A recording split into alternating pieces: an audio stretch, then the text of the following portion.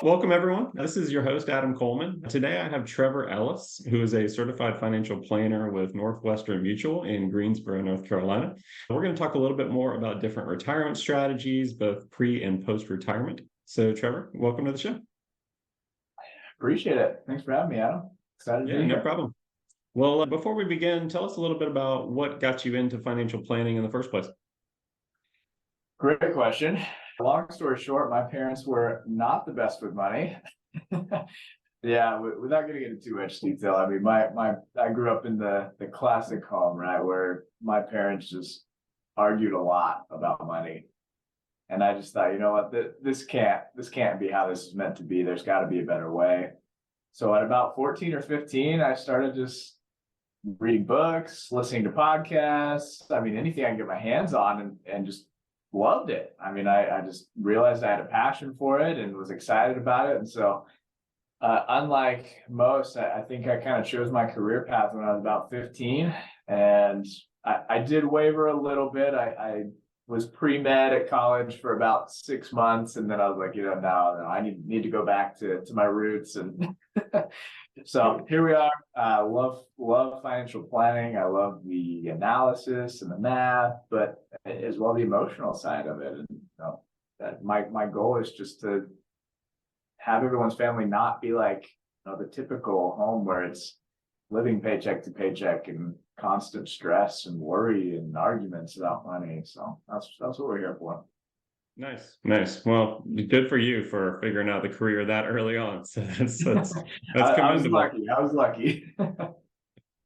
Well, the main point of this show is to kind of run through, obviously, retirement strategies. The big question or consideration with retirement a lot of times is the tax consideration. So we're going to go through the different taxable buckets. So maybe talk to us a little bit more about that. So we've got taxable, tax deferred, and tax-free assets. So maybe give us a little bit of a summary on each of those, if you don't mind.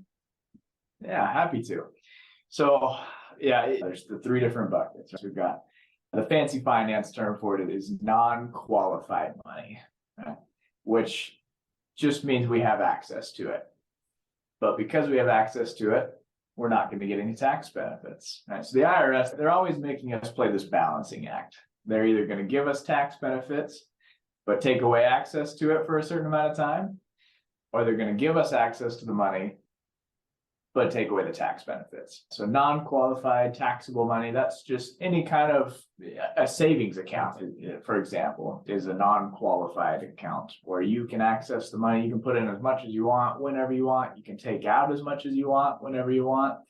But any growth on that, any interest that you earn, you're going to get a tax bill each year. Tax deferred or pre-tax money, the most common example is a 401k. You put money in, you're going to get a tax break as dollars go in, and then that money's going to grow. And when you pull it out in retirement, that's when you're going to pay taxes on it. And then you've got the opposite of that, which is Roth, R-O-T-H. You put money in, we don't get a tax break. It goes in after tax. And then it grows. So based on kind of those three things, a lot of people have different orders in which they advise people to invest. Obviously, there's other factors that go into it besides the tax implications, but what's your standard sequence of where somebody should focus first and then kind of trickle down into other financial products? Yeah, lots of factors, but generally speaking, the first place to start is free money. So most companies will have some kind of match in their 401k. The percentages differ, but that's the first place you want to go. If we're not taking advantage of that, then we're just missing a big opportunity. Your company is essentially willing to give you a bigger salary, and we're not taking it. So that's the first place we go. We take free money, any free money, whether it's taxable or tax-free, doesn't matter, we're going to come out ahead. Once we take advantage of that free money, or in other words, once we've gotten the full match that our company will give us in our 401k or 403b or whatever it is, that's when we want to turn to tax advantaged money. And this is where it's going to be situational, right? Because for some people, that's going to be, let's grow Roth or money that's growing tax-free, or let's max out our 401k. Let's put more money into pre-tax buckets. And that just becomes a question of, well, what's our tax bracket today?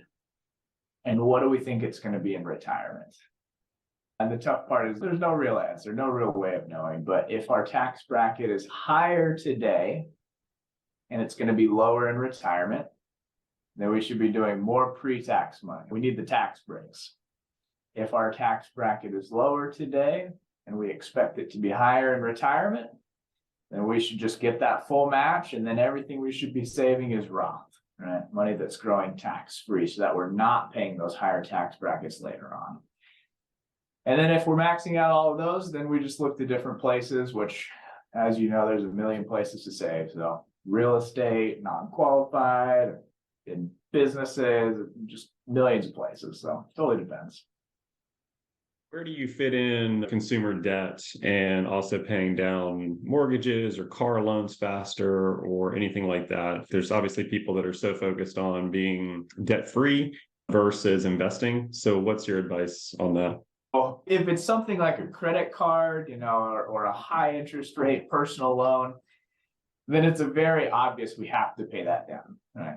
So in that situation, I would say, let's get the full match in our 401k. I see people make this, I would consider it a mistake a lot of times, where they'll just say, hey, I'm not going to save anything into my 401k because I'm trying to pay off my credit card. And that is a good line of thought, but here's how I view it. If we're putting, let's say our company will match 3%. If we put in 3, they put in 3. That's a 100% rate of return.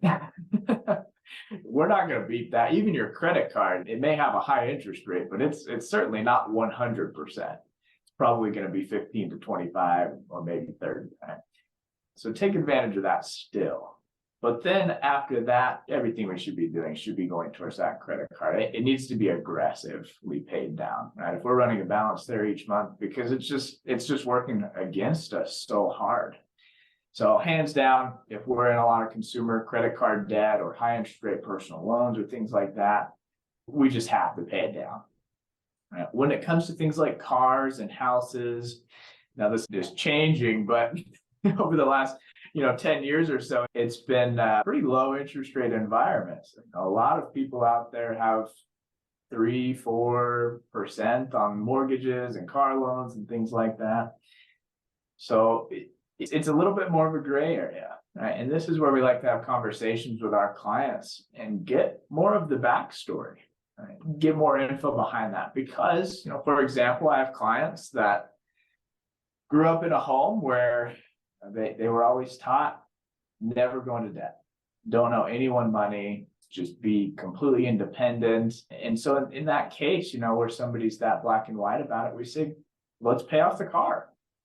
And maybe we can put money somewhere else and earn an extra couple percent, but at the end of the day, that's not what it's all about, right? I mean, if you're saving or on track for retirement, but you're so stressed out about this car loan that you can't sleep, then who cares? So we do have clients that, maybe it's not the best financial decision, but they're working really hard to pay off their mortgage and their car loans because that's what makes them happy and provides that freedom that they're wanting to get, that financial freedom.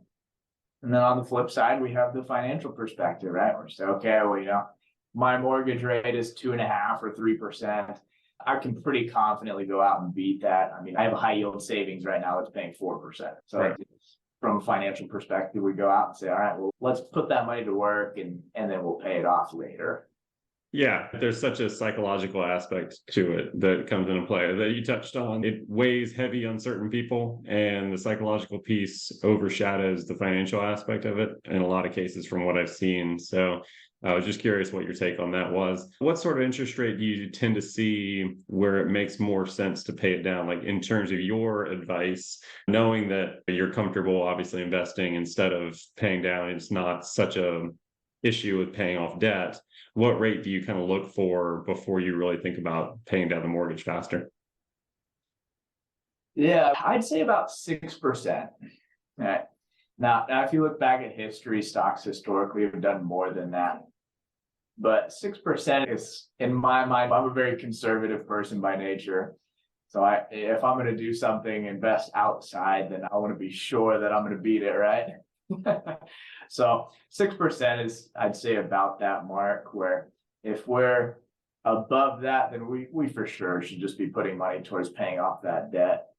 Now, again, that doesn't necessarily mean stop saving completely for retirement, but we should be aggressively focusing on that. Below that, I think we're okay. Gotcha. Okay, that's perfect advice. Where would you fit in, I guess, HSAs? That's kind of a hot topic for a lot of people now, just because of the tax advantages. Where do those fit in with the order of operations for you? Yeah, that would be, again, after we're maxing out our company match, right? We want to do that first. This one, it really depends. I have clients where I'll recommend this, and I have clients where I won't. They are incredibly tax advantaged. It's one of the only, actually, I believe it's the only place where we can get a tax deduction as money goes in, a gross tax deferred, right? So you can invest the dollars in an HSA most of the time. And that growth is tax deferred, meaning we're not paying taxes on the growth each year. And then if we use it correctly for qualified medical expenses, then it comes out completely tax-free. And at age 65, if you haven't used it all, you can use it for whatever you want, medical or non-medical. Now, if we use it for something non-medical, it is going to be taxable, the growth is, but we don't pay that penalty that normally would be enforced. So it essentially works, or can work really well as almost a secondary retirement account because of those incredible tax advantages.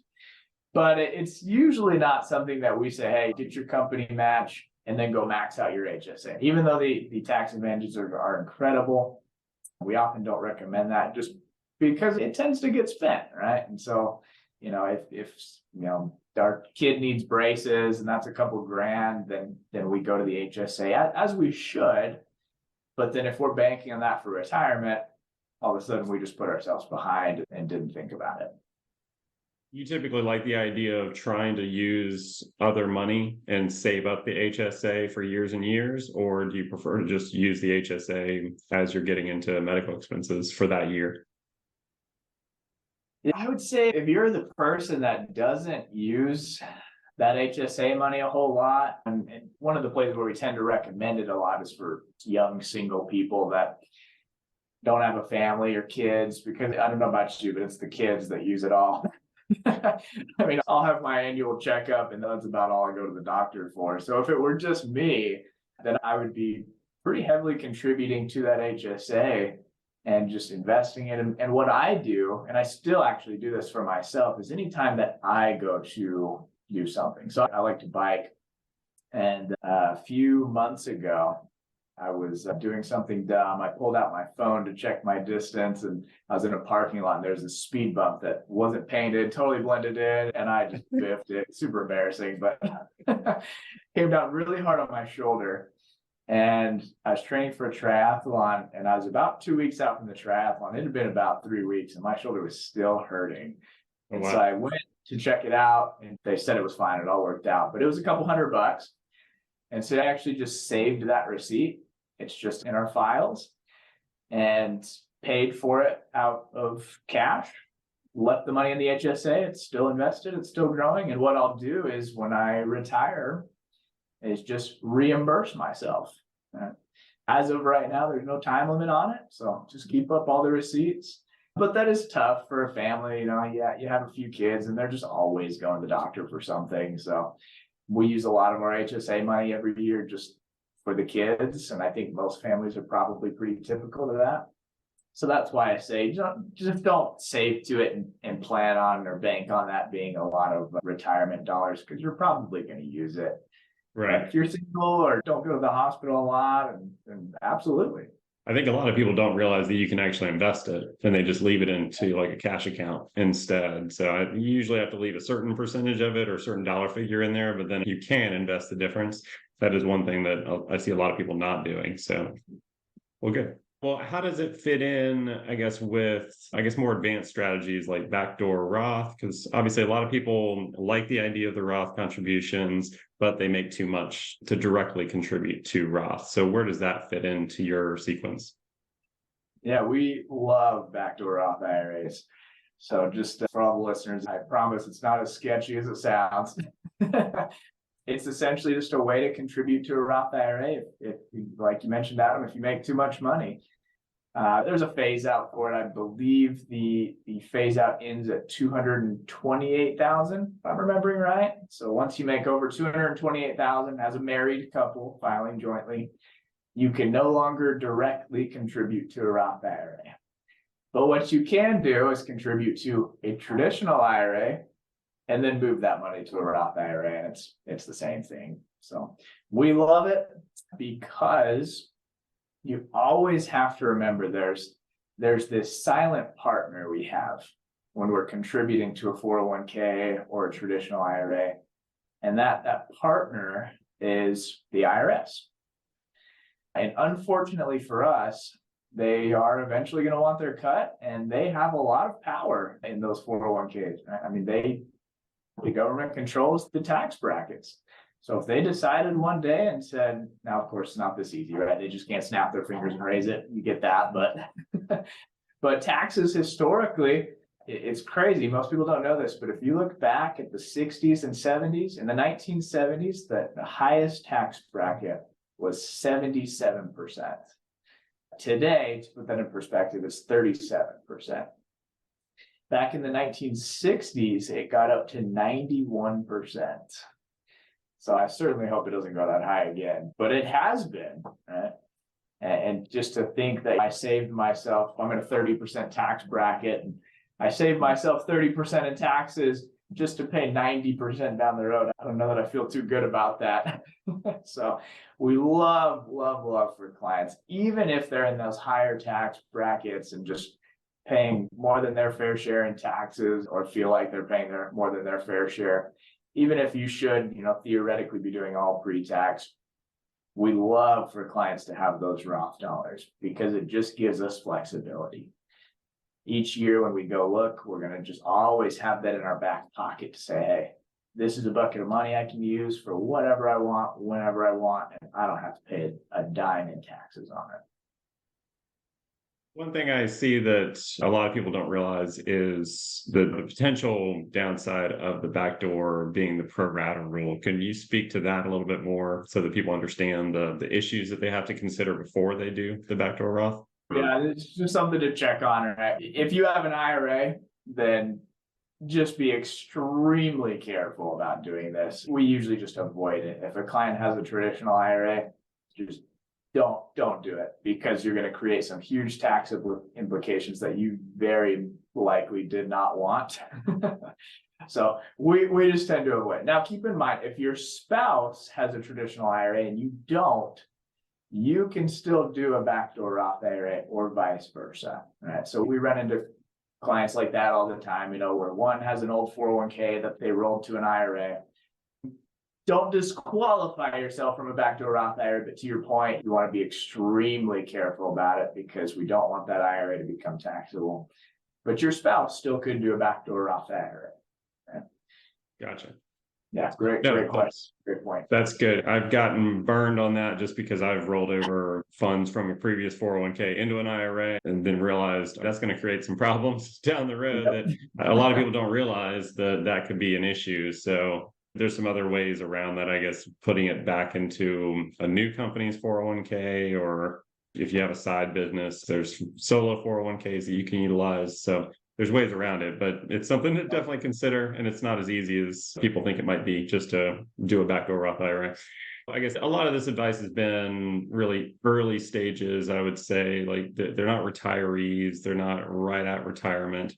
More on the accumulation side. They've got a long time horizon. So what general advice do you give for that group of people related to investment strategies and kind of early wealth accumulation aspects of investing? I think the best piece of advice would be, and this is our entire investment philosophy, is invest for the long run and be diversified. Now, a little bit more general. Now, of course, don't ever take on more risk than you're comfortable with, right? But you should be investing aggressively when you're young. Stocks historically have returned about 8%. Bonds historically are about half of that, right? So any bonds we put in the portfolio, Not to say that bonds are bad, right? But if you're young and have 20, 30, 40 years until retirement, and that you're not planning on using this money, I mean, go for it. But the market over a 15-year time horizon has never had a negative return in its history. Now, there have certainly been a lot of downturns in between those, right? But invest aggressively, invest for the long run, stay diversified. How does that shift as you get maybe 5 to 10 years before retirement in your mind? Yeah, it shifts dramatically because all of a sudden we can't afford to see, during 2022, the market was down last year. The market was down about right under 25%. Not only can we not afford it, but imagine how that feels emotionally. Right? You're sitting there with your $1 million, and within the frame of about 6 months, 9 months, it goes from $1 million to 750,000. And all of a sudden, our whole entire plan of retirement is crumbling around us, right? Even though that may not even be the case, but that's just how it feels. Right. And then you look at 2008, market dropped 57%. The dot-com bubble, 2000, 2002, the market dropped 49%. And all of that's fine when you're working because you pull up your portfolio and say, oh, well, that stinks. And then you go to work. And then eventually it turns around and comes back up, but that takes time, right? If we're 5, 10 years from retirement, that's where we have to start looking at saying, hey, this all of a sudden isn't out in the future. We need to have a plan here. We need to set aside some of this money that we're going to use 5 years from now. Right? And we probably don't want that all invested super aggressively, because if the market drops 57%, well, we just bumped out our retirement instead of 5 years, now it's 7 or 8, right? We just have to wait till the market rebounds, and it might take a year, it might take more. So it changes things significantly because all of a sudden we're not just trying to build wealth. We have to make this money a paycheck.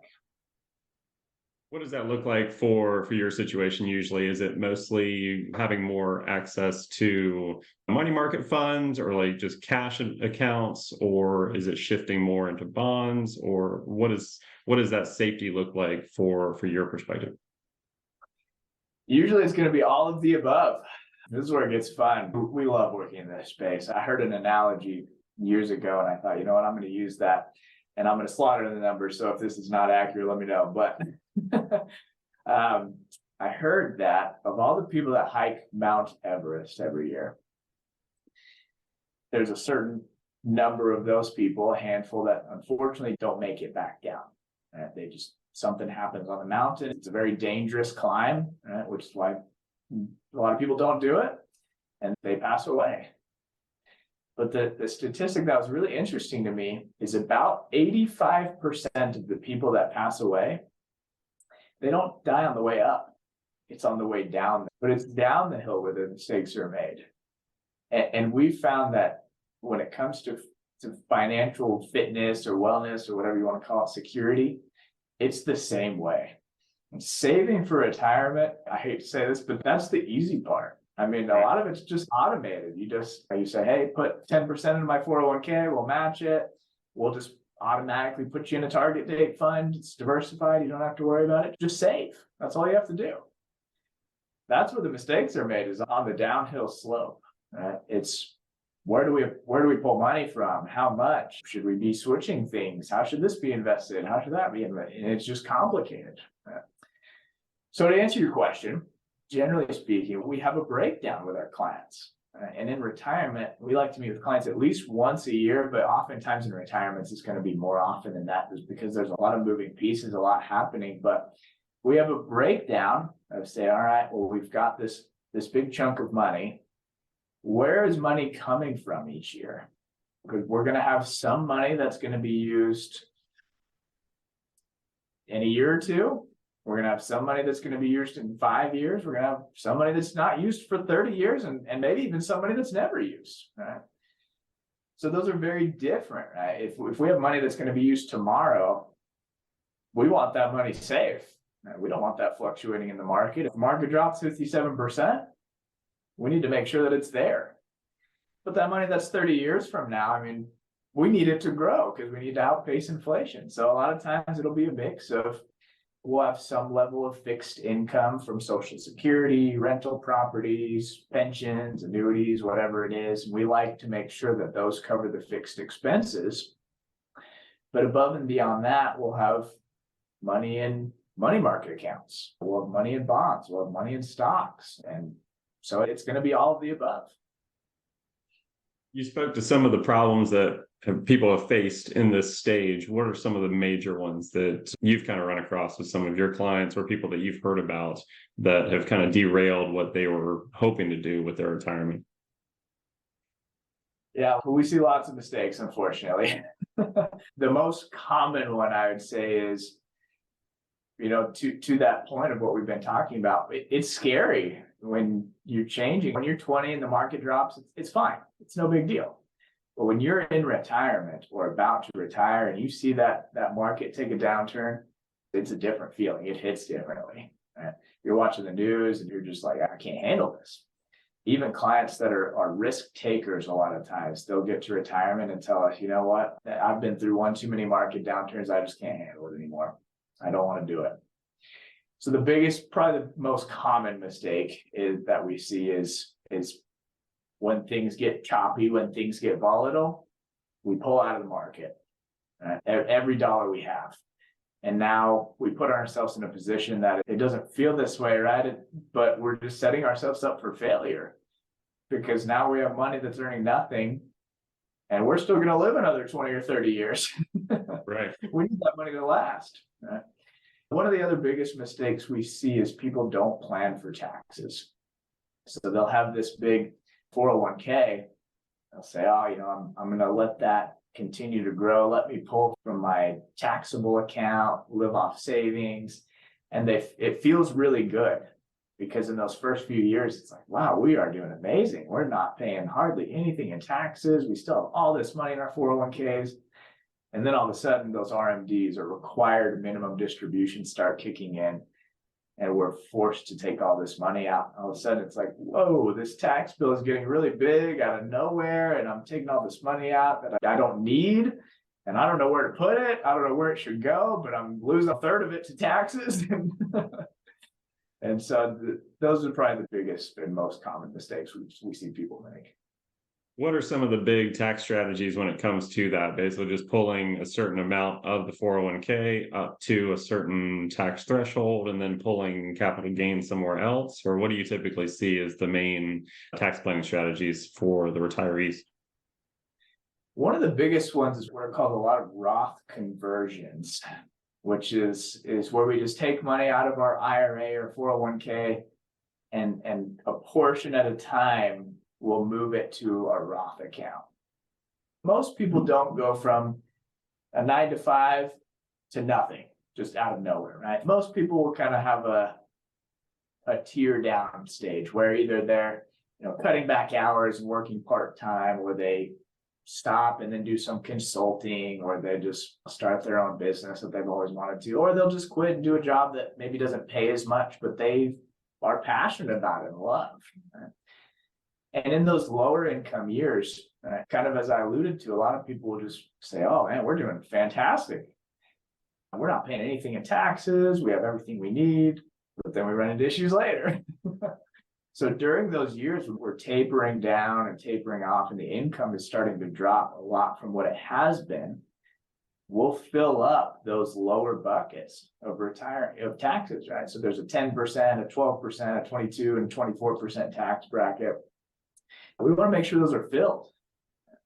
So if you went from making $100,000 a year to now I'm working part-time or something and I'm only making 50, let's take 50,000 from our 401k this year and put it into our Roth IRA. Because we're already used to paying taxes on 100 grand. So let's continue to do that, because the more we do today in those lower tax brackets, the better off we're going to be for retirement. Now, this is, to be clear, this is not something that I would do willy-nilly. I wouldn't just go do this. And you want to work very closely with your CPA and your financial advisor on doing this. We generally will just hop on three-way calls with our clients and their CPAs and say, hey, where are we going to fall this year? How much should we convert? Where's that going to put us? There are lots of different moving pieces there. So be careful about it, but that's one of the best things you can do. Yeah, no, I think that's perfect. And I think that's where a huge value add for the financial planners out there that people just don't really recognize. They think it just need to help me with investment management or picking mutual funds or whatever, but it's the tax planning piece that suddenly saves them so much more than picking the right mutual fund or stock or anything like that. So definitely good advice. I appreciate you going through that in more detail. Well, this has been good. I really appreciate you taking the time. If there's anybody that would want to get more information on you, what's the best way to track down more information? Yeah, so I've got a website, LinkedIn, website. Those are probably the best two places. But feel free, shoot me an email, Trevor, Trevor.j.ellis, ELLIS @nm, N is in Nancy, M is in Mary.com.